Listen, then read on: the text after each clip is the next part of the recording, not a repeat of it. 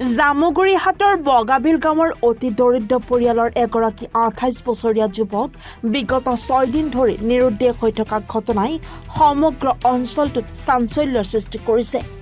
পৰিয়ালৰ সূত্ৰে জানিব পৰা মতে টুপিয়া বগাবিল গাঁৱৰ নিবাসী গোপাল মোদীৰ পুত্ৰ হেমন্ত মোদী নামৰ স্নাতক ডিগ্ৰীধাৰী শিক্ষিত যুৱকজন যোৱা শনিবাৰে ঘৰৰ পৰা পুৱাই ওলাই যোৱাৰ পিছৰ পৰা বৰ্তমানলৈকে সন্ধানহীন হৈ আছে।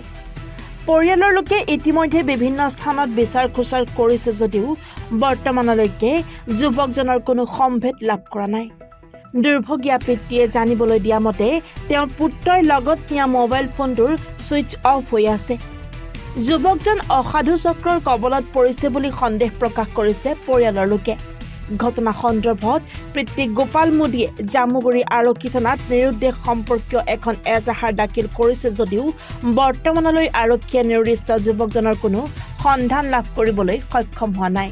কোনো সদাশয় লোকে যুৱকজনৰ সম্ভেদ লাভ কৰিলে 8811012210 অথবা 9957186927 নম্বৰৰ জৰিয়তে যোগাযোগ কৰিবলৈ অনুৰোধ পৰিয়ালৰ লোকৰ।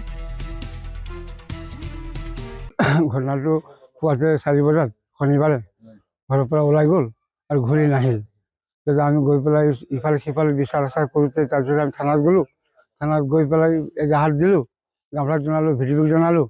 মই ভাবিলোঁ তাৰপিছত আমাকতো ভয় লাগিলে যে আজিকালি যিটো এই ইফালে সিফালে ল'ৰা ছোৱালীকেইটা হেৰাই আছে, সেইকাৰণে আপোনালোকক জনাইছোঁ।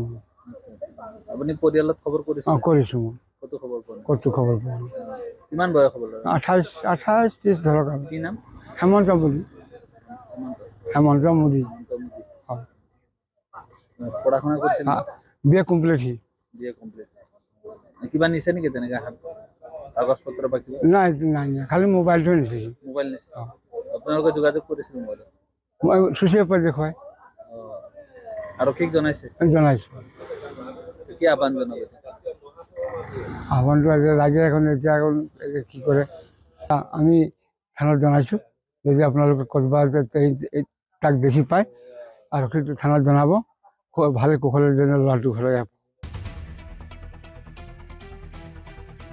চতিয়াৰ পৰা শ্বাহিদুল ইছলামৰ ৰিপৰ্ট, এনি ভাৰত 24।